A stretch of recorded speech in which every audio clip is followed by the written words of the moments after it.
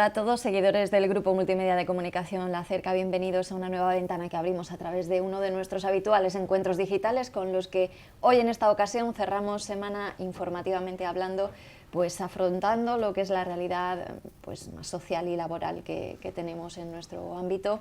Vamos a conversar unos minutos con Carlos Pedrosa, secretario general de la Unión General de Trabajadores en Castilla-La Mancha, a quien, por supuesto, pues doy los buenos días, la bienvenida y las gracias por acompañarnos un día más. ¿Cómo está, Buenos Carlos? días y gracias a ustedes. Muy bien. Bueno, hay cosas muy interesantes de las que hablar, pero quiero partir mirando a lo que va a ocurrir la semana que viene. El miércoles 8 de marzo es el Día Internacional de las Mujeres y quería saber su opinión, lo que sintió, lo que le provocó escuchar ayer las palabras de ese eurodiputado, creo que era polaco, diciendo una serie de imbecilidades, no tiene otro calificativo, en torno a la temática de las mujeres, precisamente, que no deben cobrar lo mismo que los hombres porque son más pequeñas, más frágiles, más tontas casi. Menos inteligentes. Exactamente. Bueno, uno escucha eso y ¿qué se le revuelve por dentro? Bueno, pues primero que algunas veces cuando alguien habla demuestra lo contrario de lo que dice. Y este señor, pues lo que demostró con sus palabras es que al menos todas las mujeres son más listas y más inteligentes que un eurodiputado de Polonia. Lo que parece increíble es que la representación de los ciudadanos europeos la ostente un personaje que piensa y se expresa de ese modo. Y la parte más lamentable, pues que eso nos explica mucho a los que creemos en Europa como salvación y como ventaja frente a este mundo, pues vemos que quien dirige Europa en estos momentos va en la dirección contraria, radicalmente contraria a donde vamos los ciudadanos. ¿Esto está ligado a ese auge que algunos apuntan de la ultraderecha más absoluta en Europa? Se está viendo ya pues, en foros como ese, el Europarlamento, que esto está siendo así, que el camino y la deriva están cambiando peligrosamente para los derechos de las personas. Pero esto no es nuevo. Es decir, estamos viendo desde finales de los 70, principalmente desde los años 80 del siglo pasado, cómo las políticas más conservadoras y más reaccionarias campan a sus anchas y se han hecho con algo tan importante y en lo que algunos teníamos centradas nuestras esperanzas de un mundo mejor, como es la globalización. El problema es el auge de los populismos, el problema es el auge y que campe a sus anchas en la actividad política y lo que es todo aquello público, que campen pues opiniones y personas que, como decía antes, van en dirección contraria a las necesidades de los ciudadanos. Pero también hay que recordar una cosa, y es que ese eurodiputado está en el Parlamento Europeo porque lo han votado los ciudadanos. Es que la señora Le Pen está en Francia porque lo han votado los ciudadanos. O el señor Trump está en Estados Unidos porque lo han votado los ciudadanos. Es decir, que es un populismo que cala en la gente. Sí. Es complicado. Mire, cala en la gente porque la gente busca soluciones rápidas e inmediatas. La gente lo está pasando mal. La gente está pasando hambre. Los refugiados, el desempleo. Y las cosas, pues muchas veces tendemos todos hacia lo más básico, ¿no? Nos aportan soluciones que no son ciertas, pero que nos dan ese espejismo de realidad, de posible solución. Y la gente se agarra a eso como una tabla, como una tabla ardiendo, ¿no? Es decir, como un clavo al rojo vivo. Entonces, tenemos que luchar en el día a día todos contra eso. No podemos admitir y tenemos que ser muy beligerantes con actitudes populistas. No podemos, como estrategia política quiero decir, No podemos dejar de defender a las personas, no podemos dejar de defender y criticar con fuerza pues muchas veces las expresiones fáciles, las mentiras que continuamente se vierten a través de los medios de comunicación, de las redes sociales, y no se puede manipular a la gente como se está manipulando. Eso hay que denunciarlo permanentemente. Haciéndole una contrarréplica desde aquí al europarlamentario, la desigualdad es real en el ámbito laboral hoy día. Tenemos datos que avalan eso, que las mujeres tienen que trabajar bastantes más días para cobrar lo mismo que un hombre, y eso está ahí y están en las cifras y en los datos. ¿Qué se puede hacer, qué se debe hacer para caminar en políticas de igualdad de género a través del ámbito laboral, Carlos? Pues mira, hay varias cosas. Una de ellas es las medidas de discriminación positiva. No puede ser que en la Universidad Española, que está pagada con fondos públicos, me refiero a la pública, el mayor número de licenciadas sean mujeres. Y que cuando llegamos a los puestos de trabajo de responsabilidad en esa misma universidad, donde las mujeres triunfan y arrasan, pues la mayoría de los rectores, por ejemplo, o cargos de responsabilidad sean hombres. Si vamos a los consejos de administración de las empresas, pasa lo mismo.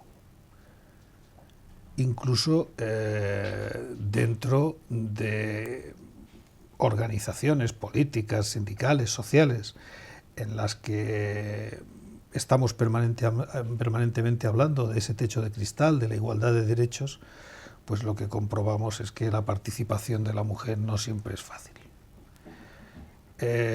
Medidas de discriminación positiva imprescindibles, y luego por darle algunas cifras, que son cuestiones que se deben mejorar a través de la negociación colectiva y, si es necesario, de los juzgados. Mire, nosotros dábamos unas cifras para toda España, pero yo le voy a hablar de las de Castilla-La Mancha. En España, para igualar los salarios de las mujeres y de los hombres, las empresas de este país tendrían que poner sobre la mesa en torno a 47.000 millones de euros. Es un agujero increíble. En Castilla-La Mancha, 4.500 millones de euros. ¿Qué es lo que separa el volumen salarial que tenemos los hombres respecto al de las mujeres?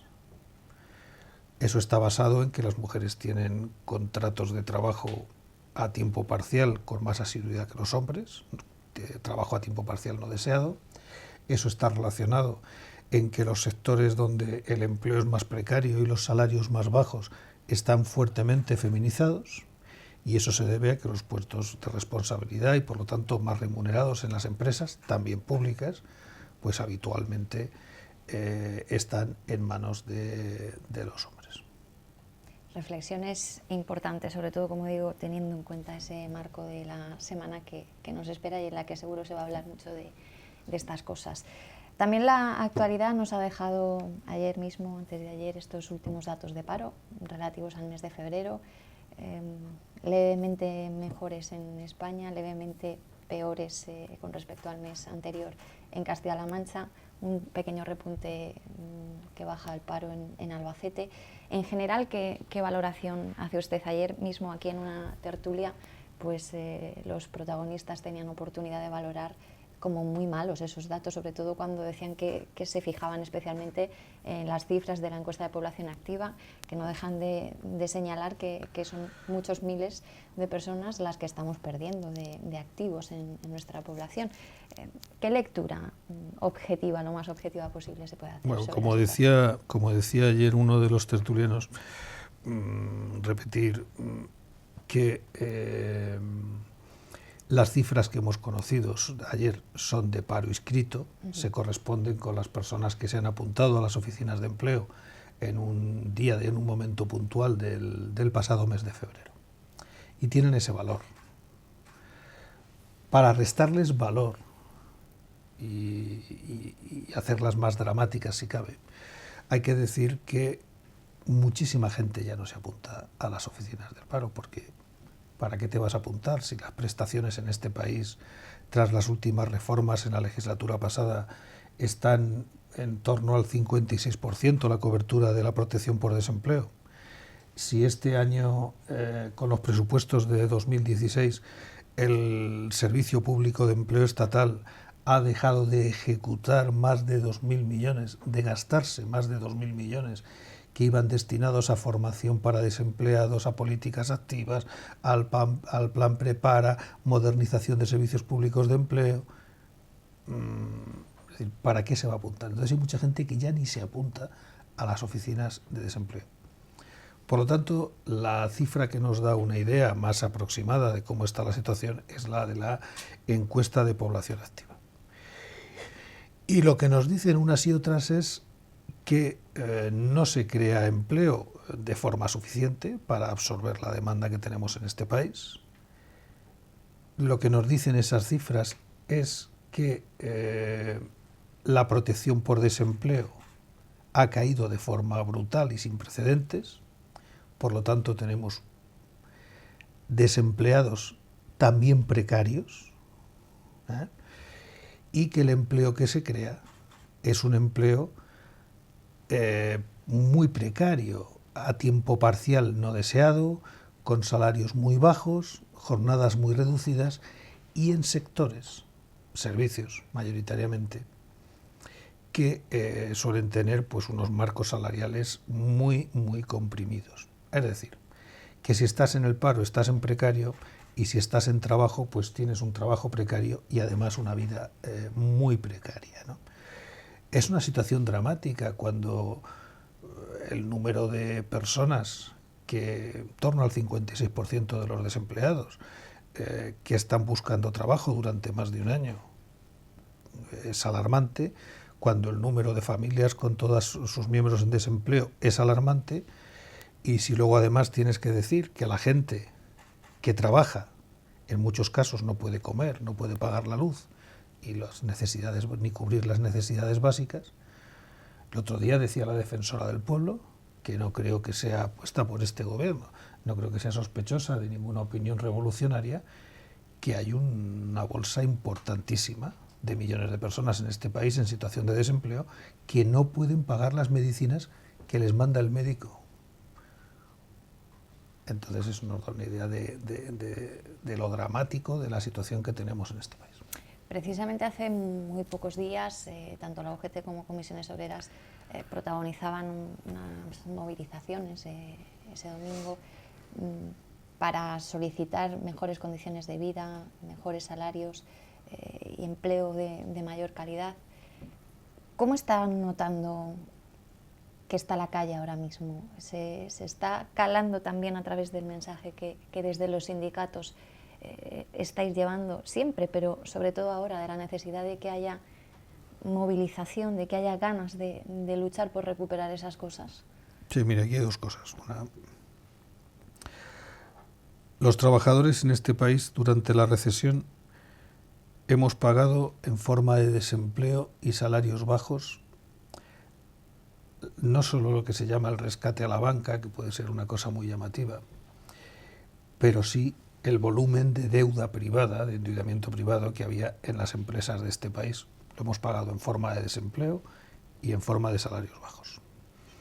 Ahora estamos teniendo crecimientos económicos importantes. El gobierno se le llena la boca de decir que poco menos que somos la locomotora de Europa, porque crecemos por encima de Alemania, crecemos por encima de otros países. Pero mire, solamente el gobierno de España y las patronales defienden que no se suban los salarios.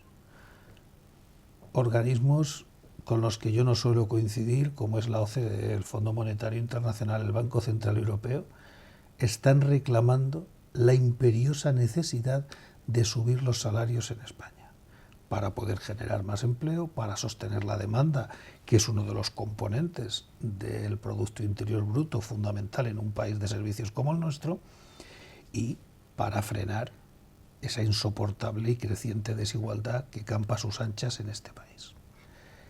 Ante esto, ¿cómo está la calle? Mira, a mí no me gusta hablar de miedo, porque muchas veces cuando admites que existe miedo, pues entonces nos aparecen salvadores y volvemos a su primera pregunta sobre los populismos y eurodiputados polacos, ¿vale? Porque la gente tiende, cuando hay miedo, la gente tiende a agarrarse a un clavo ardiendo para sobrevivir. Entonces a mí no me gusta hablar de miedo. Yo creo que hay más cabreo, pero yo diría que ahora mismo hay una especie de conflictividad social larvada o conflictividad social resignada que impide que esto estalle. Yo no deseo que esto estalle, pero evidentemente si lo que se pretende es un cambio de modelo, que en mi opinión se pretende por la derecha de este país, un cambio de modelo social y económico que condene a una vida precaria a los trabajadores de este país, pues esto terminará muy mal. Mire, el otro día había un estudio bastante creíble, y además es un tema recurrente en los medios en las últimas semanas, de que con la traída y llevada robotización en España se podían perder 8 millones de puestos de trabajo. Cerca del 50%, ahora mismo hay 17 millones y pico de españoles dados de alta y trabajando esta misma mañana, pues imagínense que se pierden 8 millones y pico de ellos, más los que ya tenemos, más los pensionistas. Es una cifra dramática. No voy a decir que vamos a tener que asustarnos y decir tal, no, pero lo que tenemos que hacer es empezar a tomar medidas. Yo soy de los que piensan que en Europa y en España, y además tiene que ser y nacer en el ámbito europeo, hace falta un nuevo contrato social, que surja diferente a los que se pusieron en marcha después de la Segunda Guerra Mundial. Un nuevo contrato social donde demos solución a estos problemas. Porque tenemos un problema estructural. Tenemos un problema estructural muy grave en el conjunto de la Unión Europea y en España. Milagros no hay. Es decir, yo cuando alguien dice que en Albacete hay que traer más industrias, anoche aquí en estas cámaras alguien decía tipo Eurocopter. Bueno, sí, en Albacete y en Toledo y en Ciudad Real y en Madrid y en todos sitios. Pero ¿dónde están esas industrias?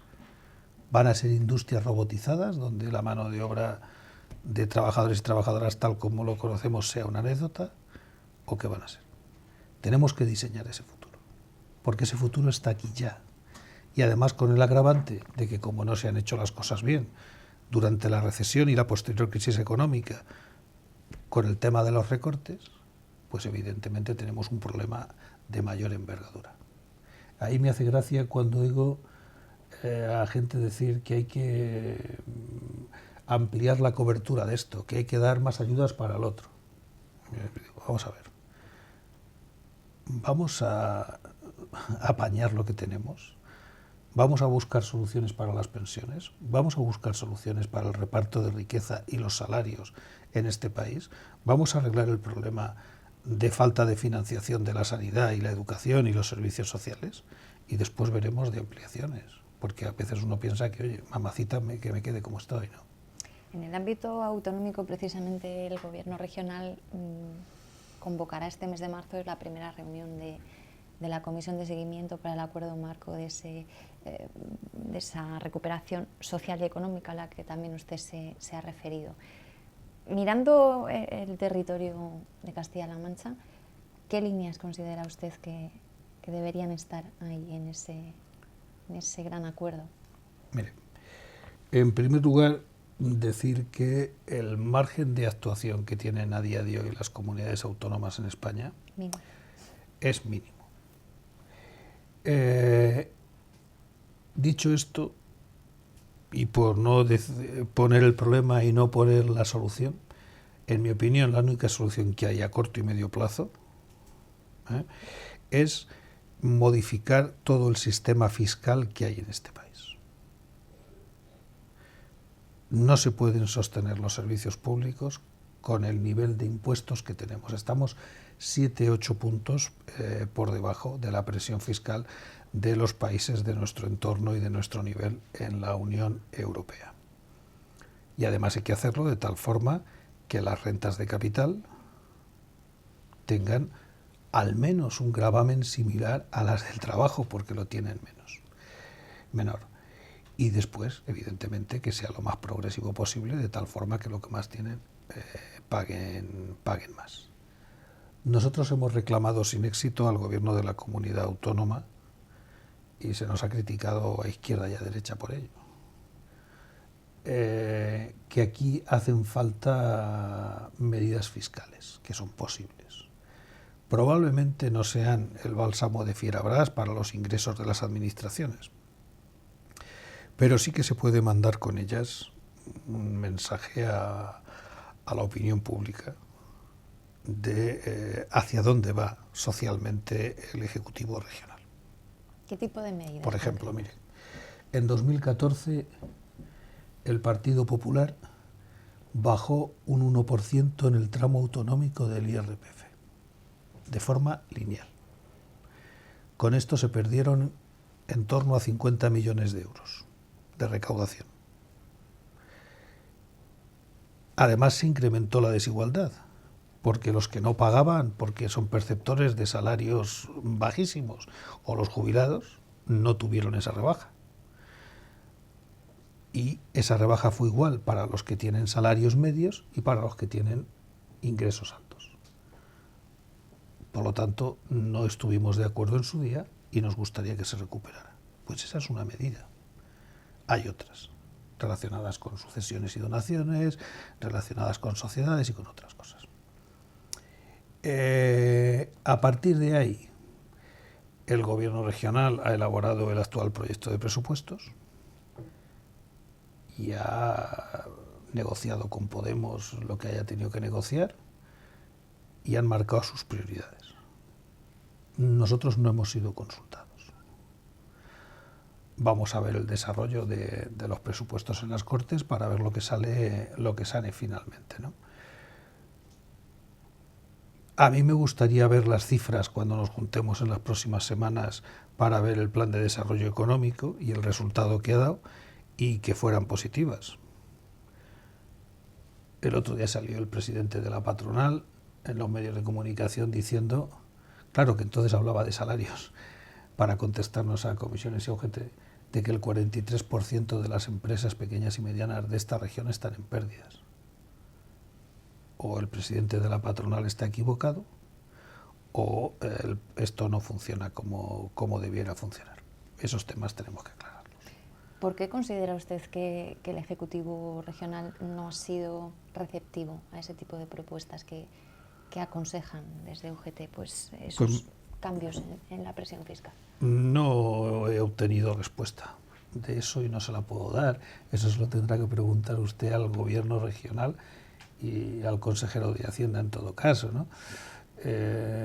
Nosotros lo que le podemos decir es que yo llevo 2 años diciendo esto en el proyecto de presupuestos de 2016 y de 2017 y ya le digo, nos han dado a izquierda y a derecha. Es decir, aquí decir la frase subir los impuestos está mal visto, ¿no? Está penado.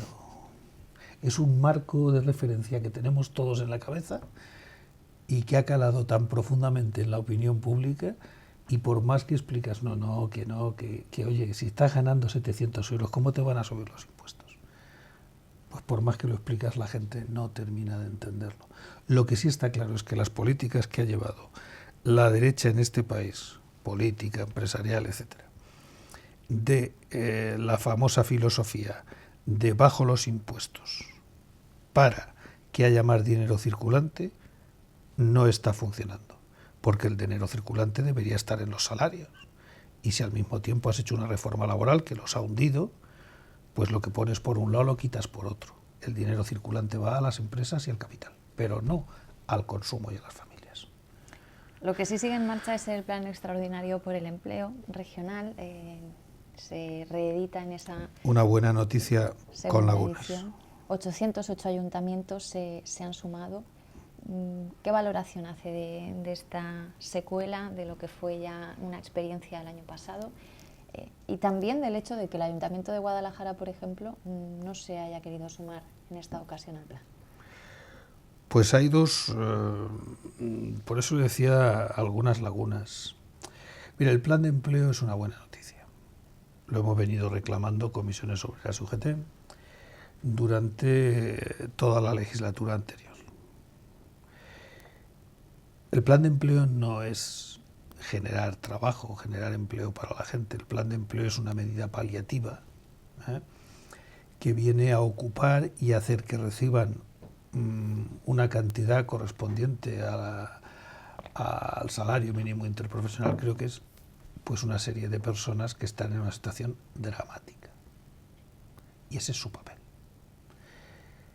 El hecho de que estemos viendo que en provincias laboralmente muy deprimidas, como puede ser Cuenca, el hecho de que la Diputación de esa provincia decida no adherirse al plan de empleo de la Junta, me parece grave. Pero cuando oyes las explicaciones de la Diputación de Cuenca, que pueden ser plenamente justificadas y que yo respeto, de si es que me han llamado después de haberlo anunciado la Junta, es que esto se ve antes y no después, me parecen explicaciones muy pobres para el daño que va a hacer esa actitud. Y lo del Ayuntamiento de Guadalajara, pues también igualmente es una ciudad con muchos problemas, es una ciudad en la que sectores con salarios no muy altos, como es el de la logística, se han impuesto en el tejido productivo de la misma, y además en estos tiempos no atraviesan tampoco por sus mejores momentos en cuanto a expectativas de futuro, carga de trabajo, creación de empleo, etcétera, ¿no? Por lo tanto, considero un error garrafal, que responde a criterios de esa mala política de la que hablábamos al principio de la entrevista, y no a lo que quieren los ciudadanos, y sobre todo dramáticamente necesitan familias de Guadalajara y de Cuenca. Carlos, por dar una pincelada también que es interesante a la vida del propio sindicato de la UGT, ya este pasado verano, cuando se producía su última reelección, y aquí en Albacete, con el secretario general a nivel federal de la formación, pues explicaban de alguna manera que el sindicato afrontaba un periodo de reestructuración, de reorganización y de optimización de cara también a los trabajadores. ¿En qué punto de ese proceso está ahora mismo la Unión General de Trabajadores?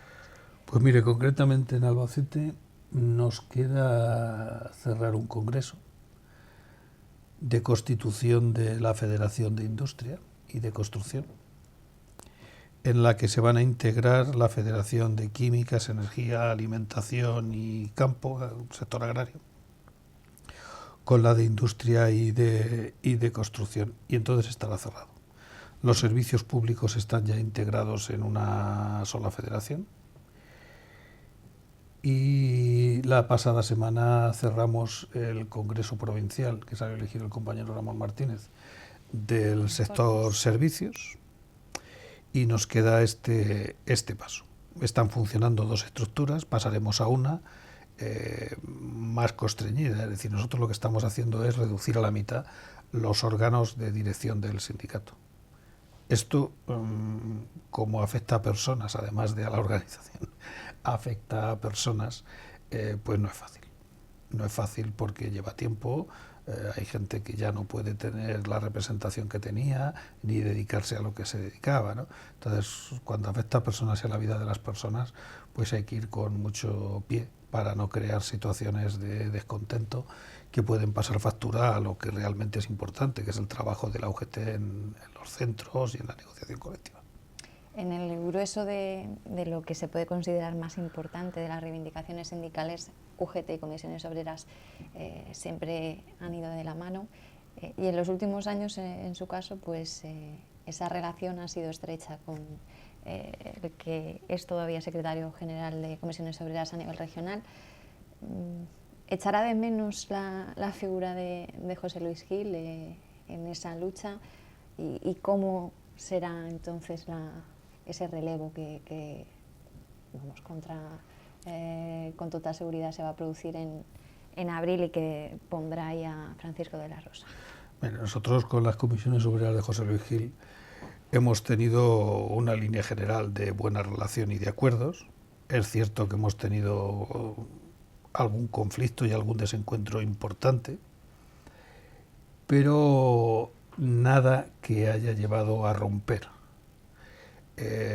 esa línea de acuerdos y de actuación conjunta entre las comisiones obreras y la Unión General de Trabajadores en Castilla-La Mancha. Yo no sé si será por la edad, pero yo ya empiezo a recordar con mucho cariño a toda la gente con la que me he relacionado dentro del ámbito sindical, político, social, medios de comunicación, etcétera, ¿no? Entonces, pues yo recuerdo con mucho cariño la época en la que coincidí con Juan Antonio Mata y con Jesús Bárcenas en la patronal. He tenido una buena relación con José Luis Gil y estoy convencido que con Paco de la Rosa va a ser igual, ¿no? Es decir, no tengo ningún elemento que me haga pensar otra cosa.